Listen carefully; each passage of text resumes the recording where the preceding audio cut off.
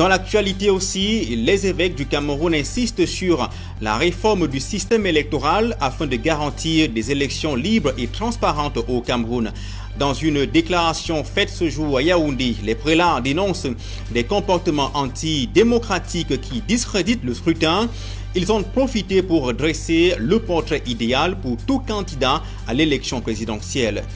Dans une déclaration faite à Yaoundé ce jour, les évêques dénoncent des comportements antidémocratiques qui discréditent le scrutin. Ils dressent également le portrait idéal pour tout candidat à l'élection présidentielle.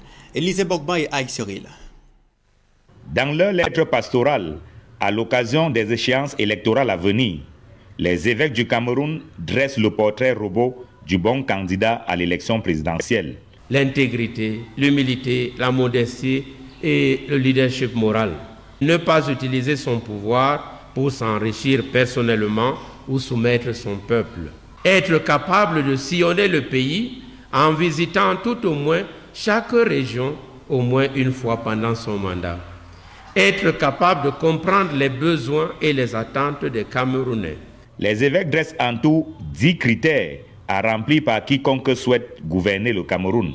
Mais afin que l'élection soit libre et transparente, pour la conférence épiscopale nationale, les règles du jeu doivent être claires et acceptées par tous. Le processus électoral est toujours critiqué de manque de transparence, de justice.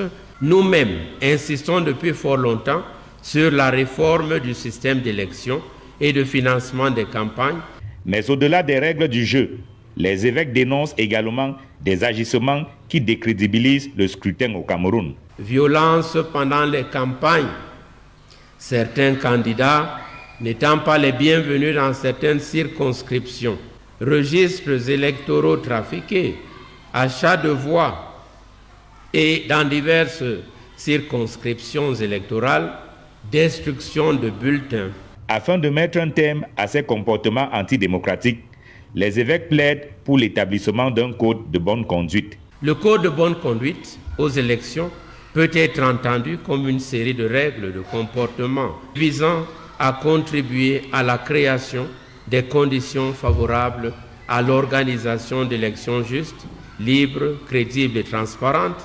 Alors que le corps électoral va bientôt être convoqué en vue de la présidentielle, les évêques, dans leur lettre pastorale, attirent l'attention sur les dangers que court le Cameroun en organisant des élections qui ne soient pas justes, libres et transparentes.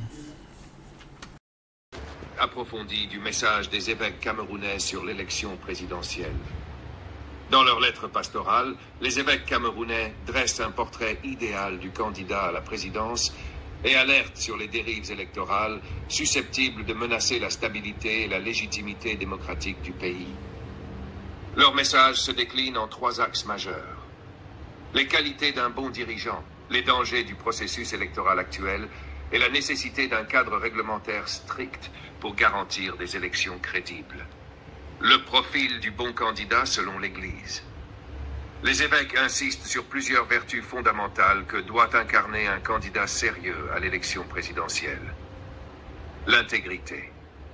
Un dirigeant doit être honnête et agir dans l'intérêt général, sans chercher à exploiter son poste pour un enrichissement personnel ou des ambitions égoïstes. L'humilité et la modestie. Loin d'un pouvoir ostentatoire, un bon président doit faire preuve de retenue et de simplicité dans l'exercice de ses fonctions. Le leadership moral. Il s'agit d'être un modèle éthique capable d'inspirer confiance et de fédérer les citoyens autour de valeurs communes. Une proximité avec le peuple. Un dirigeant doit connaître les réalités de son pays en visitant chaque région au moins une fois durant son mandat afin de rester connecté aux préoccupations des populations. Ce portrait contraste fortement avec certains dirigeants africains accusés de gouverner de manière autoritaire, en s'éloignant des attentes populaires et en mettant en péril la démocratie. Les dérives du processus électoral camerounais. Les évêques dénoncent plusieurs pratiques qui faussent la transparence électorale et compromettent la crédibilité des scrutins. Le trafic des listes électorales. Des irrégularités dans l'inscription des électeurs peuvent favoriser la manipulation des résultats. L'achat des votes. La corruption électorale où des électeurs sont influencés par des avantages financiers ou matériels, pervertit le choix libre des citoyens. La destruction des bulletins.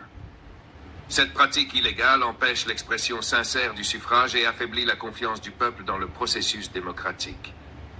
Le rejet de certains candidats dans certaines régions.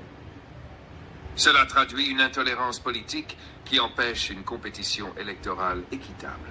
Les évêques mettent ainsi en lumière les menaces pesant sur le bon déroulement des élections et le risque que ces pratiques renforcent la défiance populaire envers les institutions. 3. Un appel à un code de conduite électorale. Face à ces dangers, les évêques plaident pour la mise en place d'un code de conduite électorale. Ce cadre réglementaire viserait à définir des règles de comportement strictes pour les candidats, les partis politiques et les électeurs. Assurer un climat électoral apaisé, où la compétition est équitable et respectueuse des principes démocratiques. Renforcer la crédibilité des institutions électorales afin d'éviter les contestations post-électorales et les crises politiques. Ce plaidoyer des évêques rejoint les préoccupations de nombreux acteurs de la société civile qui réclament des réformes électorales pour garantir des élections justes, libres et transparentes. Le message des évêques camerounais est un appel à la conscience nationale. Il rappelle que la démocratie ne peut prospérer sans éthique, justice et transparence. Leur intervention souligne la nécessité d'un engagement collectif des autorités, des candidats, mais aussi des citoyens, pour bâtir un processus électoral crédible, garant de la stabilité du pays. Pensez-vous que ces recommandations auront un impact réel sur l'élection à venir, ou risquent-elles de rester symboliques face aux réalités politiques du pays ?